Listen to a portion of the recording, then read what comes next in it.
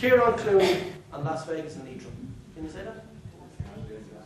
Okay, well let's point to you. You're going to shout it out because this is going to be the start of chapter 1, okay? When I point my finger at these players, they must start talking. If they don't start talking, you tell them to feck off.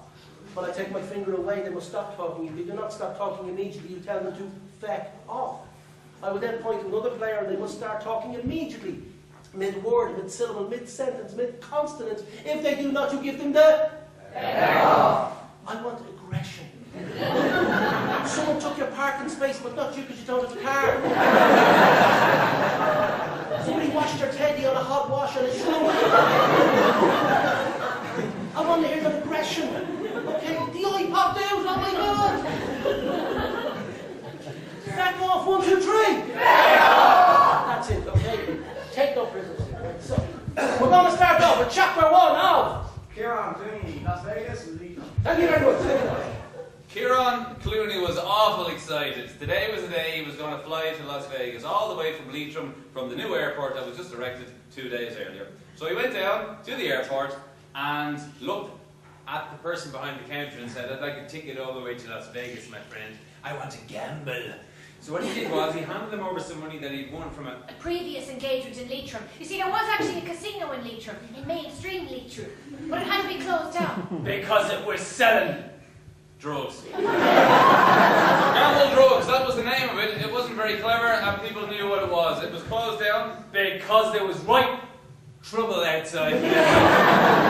Kehoe was head over heels about the place, but he was also head over heels in love with paracetamol. And he knew he had to get out of Leitrim fast if he was going to kick the habit. So we thought, I'll go to Las Vegas. And there he was, 24 hours a day, gambling like a lunatic. He wanted to get to Vegas though, so we bought the ticket and hopped on the plane. He boarded the plane, got on with his bags and his rucksack. Well done, congratulations. Big round of applause, please, for Jimmy.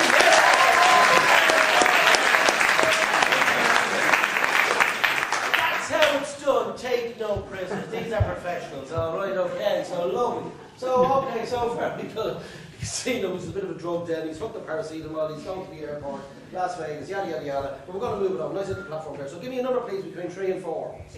2. Lovely. It's nice to welcome this Dyslexic Association of Ireland here. So we're going to move on to chapter 2 for the sense of adventure. As we get catapulted into the next chapter. All right. So, what's your name? I'm going to study for this. She can't remember. I know. Ashley. Congratulations. Number 2. All right. So we're going to move on to number 2.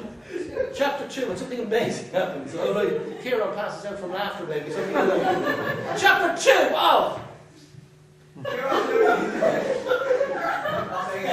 Thank you very much. It was just like he'd seen in the movies and just like he'd imagined. Vegas! It was there right in front of him. He walked out into the street, the main street. The Strip was also called. He saw everyone. Anybody who was anybody was there. Paris Hilton was there. And George Clooney. He looked at him. And looked at himself and thought, I look like George Clooney. My God, my name's Clooney as well. Jesus, maybe we're related. So he robbed George Clooney's wallet just for the crack. He took the wallet and went to the Vegas casino that was just beside him. You couldn't walk 2 meters without bumping into it. He was in there for a while and he realised that George Clooney was standing outside looking for his wallet. Julia Roberts suddenly appeared and 11 other gentlemen.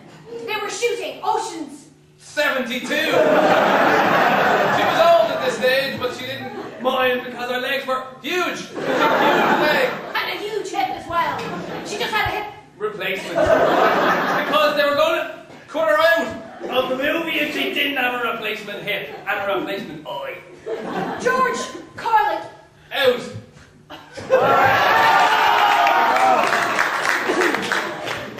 What about George Clooney?